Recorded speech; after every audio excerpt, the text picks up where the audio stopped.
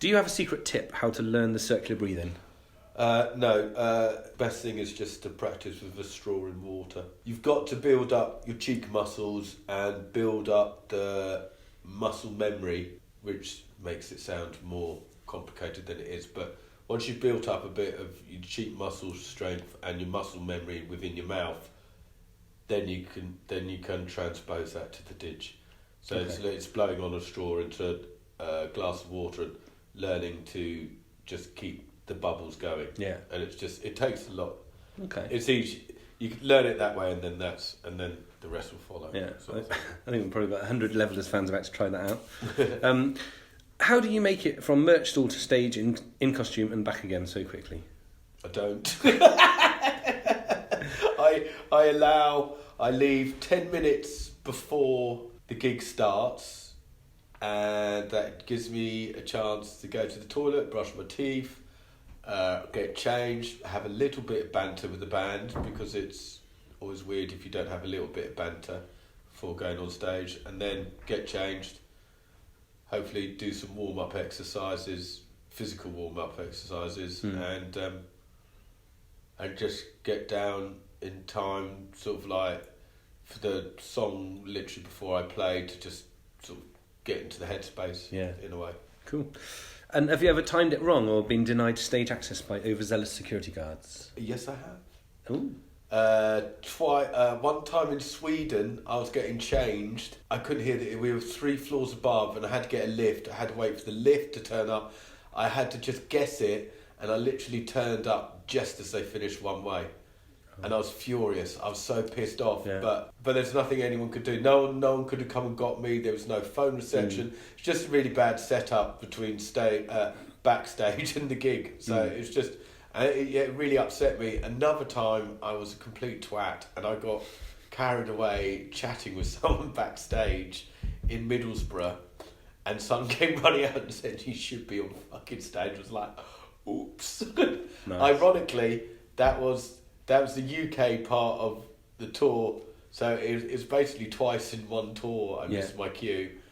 And then one time we were up in Sunderland, and again it was like the dressing room was nowhere near the stage, so I had to go from a dressing room that was at the front of the building, quickly run down some stairs and go to get in the side door, and some security woman was holding onto my arm going, "You can't go in there, you can't, let me see your pass."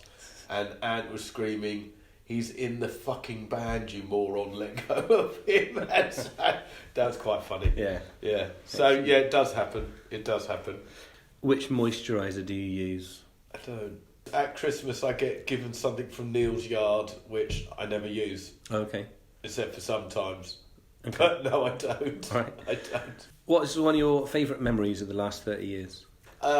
When I snapped my Achilles tendon and I couldn't play for ages, and the first gig I did was supporting the Sex Pistols in a Belgian beach gig, and that was, that felt pretty powerful, but I wouldn't say that was like an ultimate gig. There's certain gigs where you just suddenly feel quite emotional, and it really knocks you. Yeah. And and you don't know why your eyes are welling up. Yeah. But you just get, something moves you. Yeah. And it's those gigs. Yeah. And there's lots of them. What do you do when you're not on the road? I am an electrician and solar panel installer. Do you think there are people who haven't yet noticed that you're both the merch and the ditch guy? Yeah, there's plenty. And it was like last night. Some people were staying at the travel lodge we were staying at. They went, "Oh, you sold us your T-shirt." And then Matt said he plays the ditch. And I went, "Oh, right, you're the ditch player. Yeah. Oh, bloody hell, can we have a photograph with you?" And I think it's one of those ones where sometimes it can be a little bit too demystifying when they find out I am also their humble T-shirt selling servant. Yeah, and I suppose... And I think it can burst their bubble a little bit. People want you to sit in a certain amount of... I don't know. I suppose as well, if you've got 20 people in the merch queue and suddenly they all want autographs and photos, you're not going to be able to sell very many t-shirts. I've always quite liked that. I mean, I get that when I'm an electrician and when I'm doing solar panels, sometimes it comes up what else I do and I mention it and they go, "Oh, I went to see the Levelers." "Oh, right, are you that?" And it sets up an odd juxtaposition because people want I don't know if they want people they like musically to be completely accessible. And I think when they become accessible, I think they find it odd. There have been many Boakesy likes over the years. I'm sure they're all great, but who has been the best? It's a bloke who's been coming along, and I feel terrible I've forgotten his name, who's done it so accurately, and he's got a fucking amazing tattoo of me on his leg. The detail is fantastic. Yeah. But there was years ago, there was these two lots, little kiddie called Jared, and his sister, I can't remember his name, but they used to quite accurately dress up as me. And it is, it's nice. Yeah. It's nice that, I don't know. Yeah. Yeah. Someone's asked... They like the character. It's nice they like the character. Oh, he's great. And it leads nicely on to, is there a story behind the makeup, or is it all just random? Some of it is a little bit random, and some of it is over thought out. I suppose visually, I always think a little bit of sort of Lee Scratch Perry. I love the way he just sort of like magpies objects to himself, and some of them are potently symbolic, and some of them are just, but I just liked it because it was shiny. Yeah. And there's the two things that go on. There's, some of it's quite statementy that I have on my digits and on my clothing, and some of it isn't. Okay. So it's sort of got a relic. Yeah. Jumps between the two. Yeah. I noticed you got 2 digits backstage. Probably a silly question. Are they a different key or? Yeah, every digit's a different pitch. Oh really? Okay. Yeah. But no, there you go. Didn't. So and you have to just sit with one pitch. So it's that I think this garden is a C sharp, and so it sits in with the chord. Yeah. Oh, okay. So and then I think one way is C. Yeah. I'm not sure. Okay. Do you have any hobbies that we might not know about? Hobbies? I love hobbies.